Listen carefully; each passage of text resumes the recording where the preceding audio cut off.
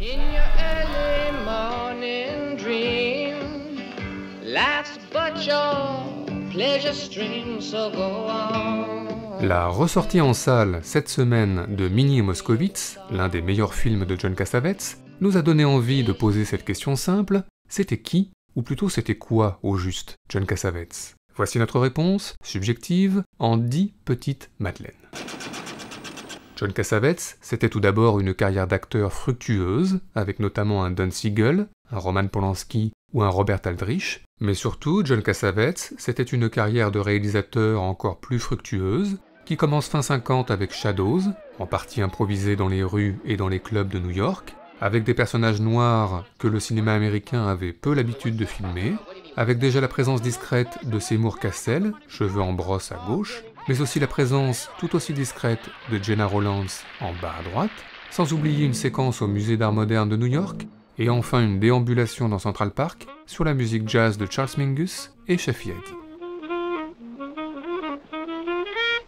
John Cassavetes, c'était ensuite, au début des années 60, un film réalisé pour la Paramount et un autre pour la United Artists, deux expériences hollywoodiennes que Cassavetes a jugées peu satisfaisantes. Du coup est venue la longue préparation de Faces, qui lui a permis d'affirmer définitivement son cinéma, avec toujours des clubs, qu'ils soient plutôt jazzy ou plutôt rock, et puis les visages en gros plan de John Marley, de Lynn Carlin, de Seymour Cassel, et enfin évidemment de Gena Rowlands, dans le silence et les larmes.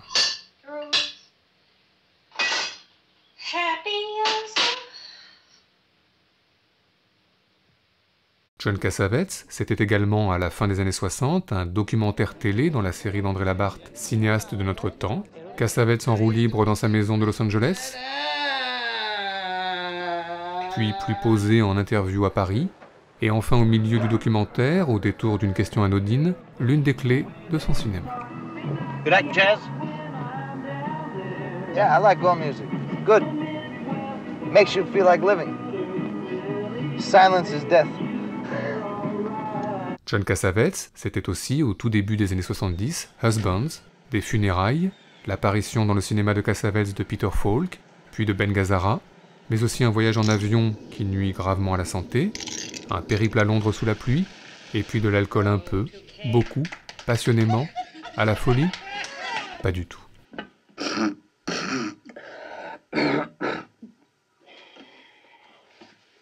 John Cassavetes, c'était aussi un an plus tard Minnie et Moscovitz, Minnie alias Gena Rowlands et sa paire de lunettes impayable, Moscovitz alias Seymour Cassel et sa moustache impayable elle aussi, Minnie et Moscovitz se rapprochent en allant voir Casablanca au cinéma, puis en écoutant le beau Danube bleu en voiture, puis en dansant sur une aire de parking.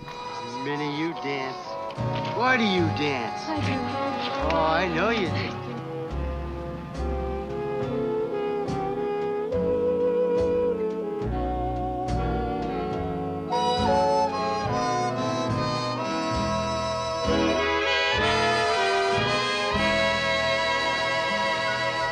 John Cassavetes, c'était ensuite au milieu des années 70 une femme sous influence, où Gena Rowlands est une femme au foyer en crise, en conflit avec ses voisins, en conflit avec son docteur, en conflit avec son mari alias Peter Falk,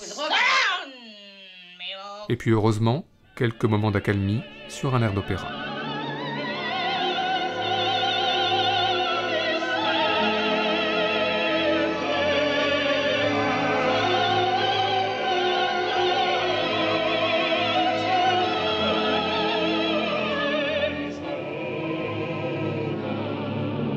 John Cassavetes, c'était ensuite en 1976 Meurtre d'un bookmaker chinois, dans lequel Ben Gazzara, en patron de nightclub, n'a peut-être jamais été aussi classe.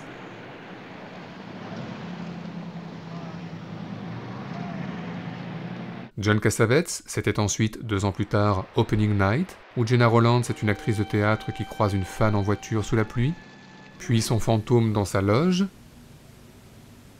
puis les répétitions, puis la première avec en guest star Peter Falk, Seymour Cassel, ici à droite, mais aussi Peter Bogdanovich, et enfin Gena Rowlands à la dérive en rouge, puis en noir.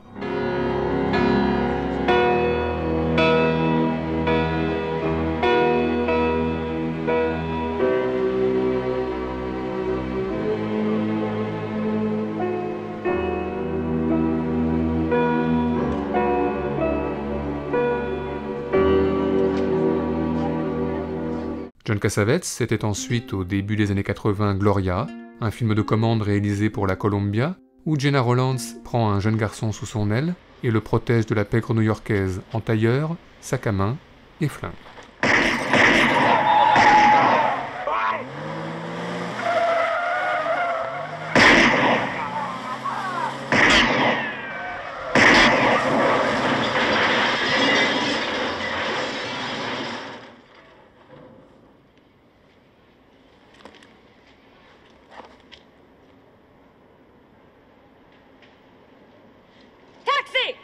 Enfin, John Cassavetes, c'était au milieu des années 80 deux films coup sur coup, celui-ci totalement oubliable, réalisé pour payer les dettes, et celui-ci totalement inoubliable, que l'on peut considérer comme son testament cinématographique, avec Gena Rowlands et ses valises, puis avec deux poneys, un chien, un perroquet et des poules, puis une pluie diluvienne, et enfin en guise de conclusion, John, Gena et des torrents d'amour pour la postérité.